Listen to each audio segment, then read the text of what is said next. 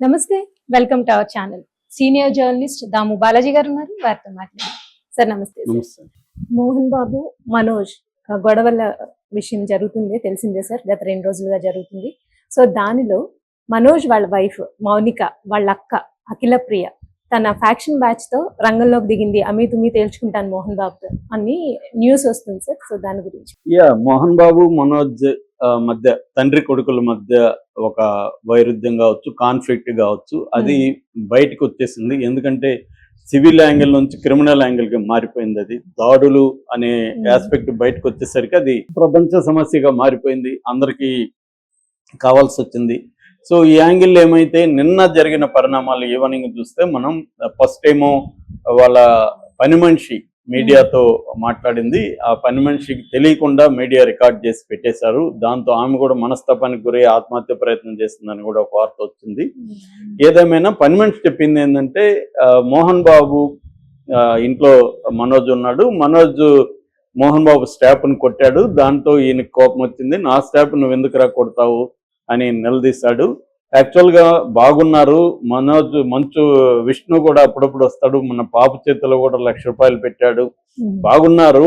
విష్ణుకి మోహన్ బాబు అంటే చాలా ఇష్టం, మోహన్ బాబు మీద చెయ్యేస్తే సహించడు అని ఇండైరెక్ట్ గా మోహన్ బాబు మీద మనోజ్ చెయ్యేశాడు అన్న విషయం కూడా ఆమె చెప్పింది.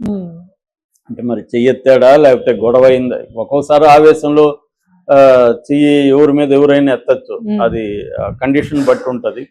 సో ఏదేమైనా అక్కడి నుంచి ఏంటంటే ఈ పని మనిషి చెప్పింది వైరల్ అయిపోయింది బాగా.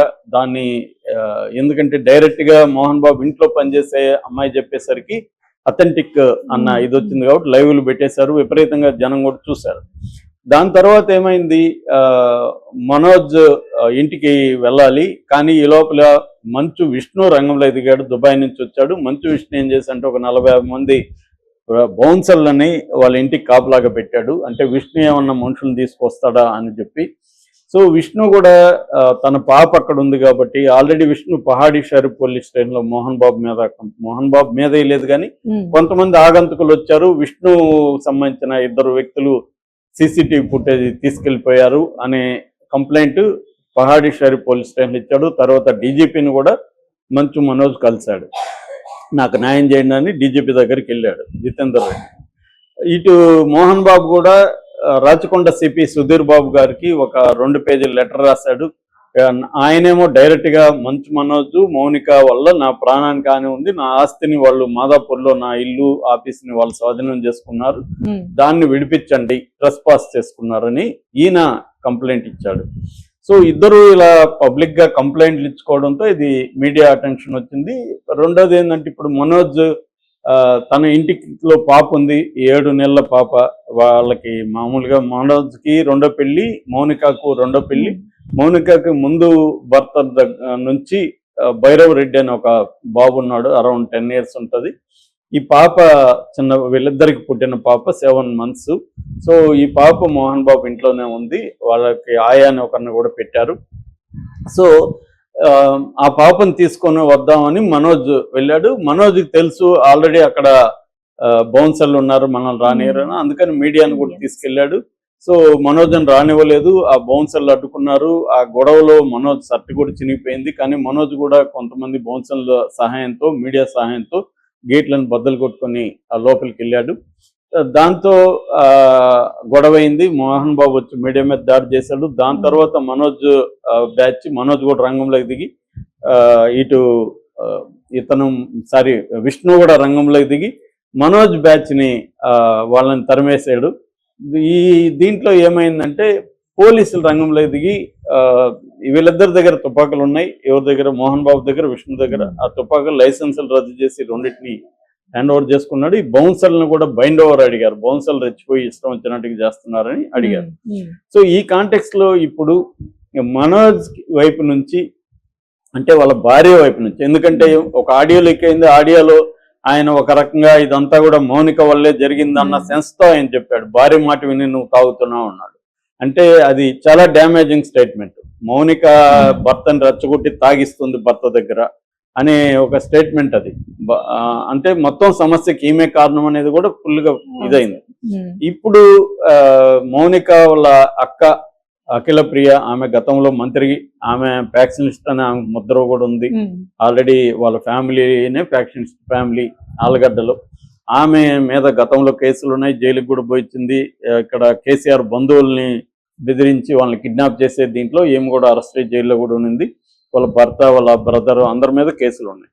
సో ఆమె ఇప్పుడు తన ఫ్యాక్షన్ బ్యాచ్తో మోహన్ బాబు ఇంటి దగ్గరికి వస్తుంది. ఈరోజు గొడవలు ఇంకా పెద్దదవుతుంది. అంటే మా చెల్లిని నువ్వు ఇలా అవమానిస్తారా, మా చెల్లికి ఊరు లేరనుకుంటున్నారని ఆమె రంగంలో దిగింది అన్న ఒక వార్త వైరల్ అవుతుంది. ఇది ఎంతవరకు నిజం అనేది మనకు అంత గడిస్తే కానీ తెలియదు. అయితే ఇక్కడ ఇంకొక ఇష్యూ కూడా నా దృష్టికి వచ్చింది. అదేంటంటే మౌనికకు కూడా రావాల్సిన ఆస్తులు అక్క ఇవ్వలేదని. సో అందుకనే వీళ్ళిద్దరికి ఇబ్బందులు ఎక్కడొచ్చాయంటే, ఇటు మనోజ్ కెరీర్ లేదు, అతని సంపాదన లేదు, అతనికి ఆస్తులు లేవు, ఇవ్వలేదు మోహన్ బాబు. ఇటు మౌనిక పెళ్లి, నిజానికి మౌనిక వాళ్ళది కూడా పెద్ద ఫ్యామిలీ, వాళ్ళకి కూడా ఆస్తులు ఉన్నాయి. జగత్ విఖ్యాత్ అనే థియేటర్లు ఉన్నాయి, అనేక చోట్ల రాయలసీమలో ఆస్తులు ఉన్నాయి. అందులో ఈ అమ్మాయికి వాటా ఉంది, కానీ తల్లిదండ్రులు లేరు. ఎవరు ఇవ్వాలి? అక్క ఇవ్వాలి. అక్కేమో నాంచుతా ఉంది, ఇవ్వట్లేదు. ఇది చాలా ఫ్యామిలీస్ లో, నేను పర్సనల్ గా కూడా చాలా ఫ్యామిలీస్ లో చూసా. ఆస్తుల విషయంలో ఏంటంటే మోసాలు, మన సొంత వాళ్ళు మోసాలు చేస్తారు. అది ఒక పద్ధతి ఏంటంటే నాంచుతా ఉంటారు, పోస్ట్ పోన్ చేస్తా ఉంటారు, ఇవ్వరు. ఇంకా ఇస్తే నువ్వు చెడగొడతావని కూడా, మన బాగు కోసమే ఇవ్వలేదని కూడా చెప్పేవాళ్ళు నేను చూశాను. సో చెడగొడతాం, వాళ్ళ వాట వాళ్ళకి ఇవ్వాలి కదా, అవి ఇవ్వకుండా ఇస్తే నువ్వు చెడిపోతావు కాబట్టి నేను ఇవ్వలేదని పనికిమాలిన ఆర్గ్యుమెంట్ చేసేవాళ్ళు నేను చాలా మందిని చూసాను, బాగా హైలీ ఎడ్యుకేటెడ్ వాళ్ళు కూడా. సో దానివల్ల వాళ్ళ ఫ్యామిలీ రూయిన్ అయిపోతున్నా కూడా వీళ్ళకి పట్టదు. ఈ ఆస్తుల పైన ఉండే భయంకరమైన పిచ్చి ఒకటి ఉంటుంది. ఈ పిచ్చి వల్ల ఇవ్వరు. అలాగే ఇప్పుడు అఖిల ప్రియ ఒక పక్క ఎంఐకి ఆస్తులు ఇచ్చున్నా కూడా వీళ్ళిద్దరు సపరేట్ గా కొంత బాగానే ఉండేవాళ్ళు, పనిచేసినా చెప్పి. చాలా మంది ఫ్యామిలీస్ లో పేరెంట్స్ కొన్ని తరాలకి సరిపోయే సంపాదిస్తే వాళ్ళ పిల్లలు పని చేయకుండా ఎంజాయ్ చేసే వాళ్ళు కూడా కొంతమంది ఉంటారు. ఆస్తులు ఉన్నాయి, మనం ఎందుకు పని చేయాలి? నిజమే, వాళ్ళ లాజిక్ కరెక్టే కదా. ఈయన తరాలకి ఎవడు సంపాదించమన్నాడు? ఉన్నప్పుడు ఆస్తులు ఉన్నాయి. అట్లా కొంతమంది హ్యాపీగా ఎంజాయ్ చేసే వాళ్ళు కూడా నేను చూశాను. మంచి టూర్లు వేస్తుంటారు, హ్యాపీగా వాళ్ళ లైఫ్ని వాళ్ళు చేస్తారు. క్రైమ్ కానీ ఇంకోటి చేయరు, కానీ వాళ్ళు ఎంజాయ్ చేస్తుంటారు. అయితే ఏం పని చేయరు వాళ్ళు. ఏం పని, నా ఇష్టం, నేను పుస్తకాలు చదువుకుంటుంటా, సినిమాలు చూస్తూ ఉంటాను, నాకు ఆస్తుంది అనుకునే వాళ్ళు చాలా మంది ఉన్నారు. కానీ ఇక్కడ సమస్య అది కాదు. ఇక్కడ ఆస్తులు ఇవ్వలేదు, మనోజ్కి ఇవ్వలేదు. మనోజ్ దగ్గర డబ్బు లేదు, కెరీర్ 7 ఏళ్ళు అయింది ఆయన స్క్రీన్ మీద కనబడి. సో ఇటువంటి ఇబ్బందులు మనోజ్కి ఉన్నాయి. పోనీ పెళ్లి చేసుకున్నా, రెండో పెళ్లి చేసుకున్నా, ఆమెకి ఆస్తులు ఉన్నాయి, ఆమె పెద్ద కుటుంబం, రాజకీయ కుటుంబం, కానీ ఆమెకి అక్క ఇవ్వలేదు. తల్లిదండ్రులు ఉంటే ఇచ్చుండేవాళ్ళేమో. ఇప్పుడు అక్క ఇవ్వాలి, అక్క చేతిలో ఉన్నాయి. ఎందుకంటే ఆమె ఎక్స్ మినిస్టర్, ఇప్పుడు ఎమ్మెల్యే, సిట్టింగ్ ఎమ్మెల్యే, ఆమె కంట్రోల్లో ఉన్నాయి. ఆమె ఇవ్వాలి. ఆమె ఇవ్వకుండా తాత్సారం చేస్తుందని వార్త వస్తుంది. ఇది నిజమో కదా నాకు తెలియదు, వార్త చెప్తాను. సో ఏదేమైనా అంటే మనకి అందరికి డౌట్ వచ్చేది ఏంటంటే, మనోజ్కి ఇవ్వలేదు సరే ఆస్తులు, ఈమెకు ఉంటాయి కదా, వీళ్ళిద్దరూ హ్యాపీగా ఉండొచ్చు కదా బయట అనే డౌట్ అయితే అందరికి వస్తుంది. దానికి ఇలాంటి కథనాలు అయితే మీడియాలో వస్తున్నాయి. సో ఏదేమైనా ఈరోజు అఖిల ప్రియ కూడా మోహన్ బాబు ఇంటికి వస్తుంది అంటున్నారు. అది కానీ వస్తే ఇంకా పెద్దదవుతుంది. ఎందుకంటే ఫ్యాక్షనిజం బ్యాచ్ దిగారంటే ఇంకా పెద్దదవుతుంది. ఇప్పటివరకు బౌన్సర్లు కొట్టుకుంటున్నారు మనం చూసాం.